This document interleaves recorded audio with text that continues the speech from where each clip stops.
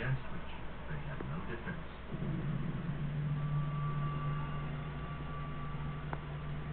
The winters here were so cold, so severe, that the cattle and the sheep had to stay indoor in the stables for certainly more than 6 months and never come out all through the winter.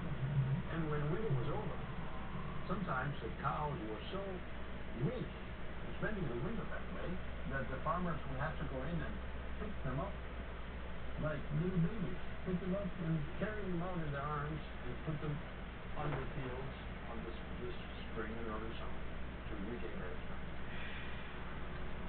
As the Little Ice Age persisted, the Vikings' livestock perished in increasing numbers. Faced with starvation, the colonists depended more and more on Greenland's marine life. They know from measuring the isotopic composition of carbon in the bones from burials that originally the Vikings were nourished by 80% stuff from the land, so they ate a hell of a lot of land, and 20% from the sea. Then as time went on, gradually that ratio changed, and toward the end, they were down to 20% coming from the land and 80% from the sea. The Vikings' plight worsened as the waters they now relied on for their only source of food became choked by ice. Greenland schools of temperature-sensitive cod fled the frigid coast to warmer southern waters. The Vikings began to starve.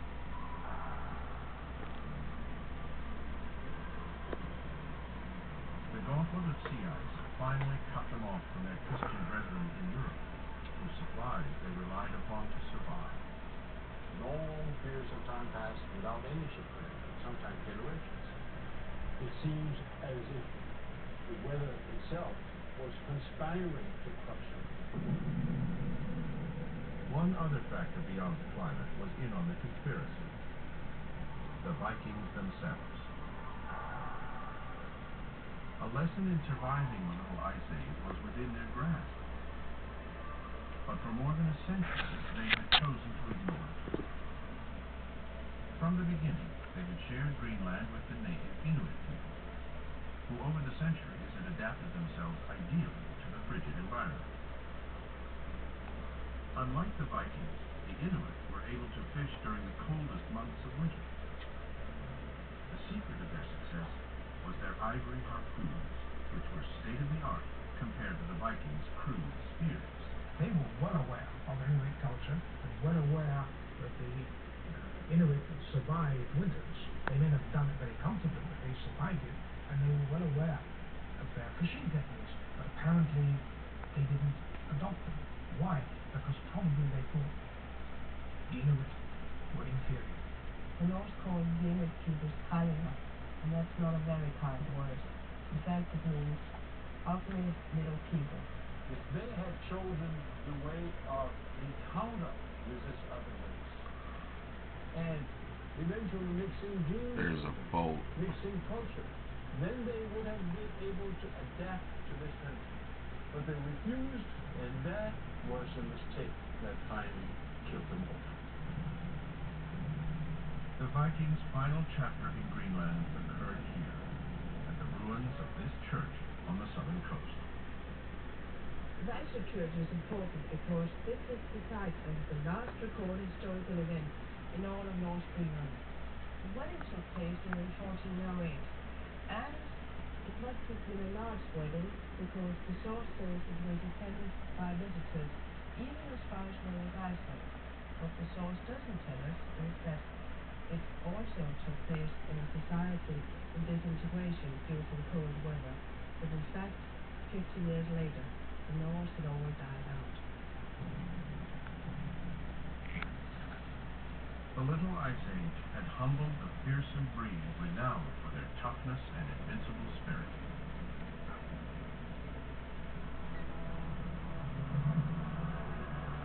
The Vikings had no idea what forces of nature were responsible for the frigid Please climate post of comments, but at least try to be nice about it, you know. Today, scientists are attempting to solve the mystery.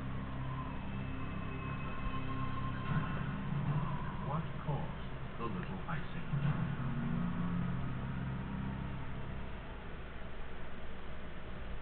You are watching History International.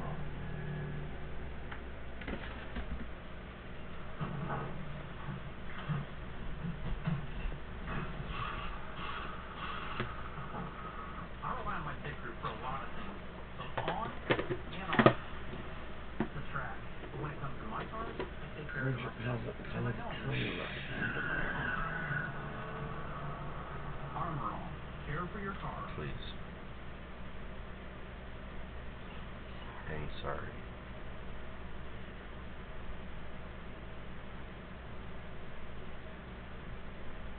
Look at that, honey. Look, see him? See him up there? Hanging out at the right top of the screen. There's also another one right here. They almost look like that they have rings around them. I know they do kind of. Like a ball with rings around, like a planet. It disguise themselves in light or something. It's so weird.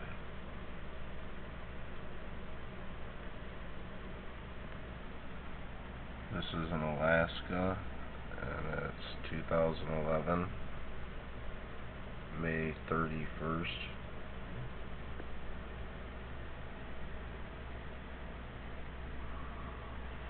Today, 700 years after the Little Ice Age began, I've been watching them for months and months. I just never really decided to start videotaping them.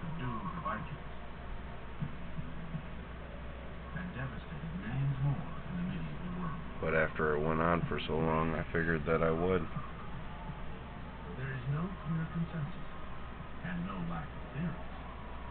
I believe the basic cause of the Little Ice Age was that we were getting less radiation from the sun at that time. The problem is that the reduction in radiation we got from the sun was very small, and we needed to understand how such a small change in the amount of radiation we get from the sun can cause such obvious climate changes. During the Little Ice Age, I've been seeing them in other places too, and I'm going to try to get videotape from them too, and other cameras. What learned from the Little Ice Age, in my opinion, is that the Earth is extremely sensitive to very small measures. Some scientists believe the sun may be only part of the answer. Another piece of the puzzle may be much closer to home. I know, it's every time they figure out, when they get mad at I swear when it's like, it's weird, it's the weirdest thing.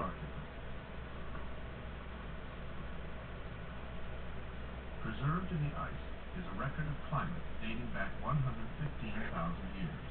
There's Sulfur deposits they always in the got ice mist core around them for some indicated reason. during the Little Ice Age, there was an average of 5 major volcanic eruptions each century. Each of the eruptions had the explosive power of Krakatoa in 1883. Today, such powerful eruptions occur only rarely. A volcanic eruption puts out particles and puts out gases into the atmosphere.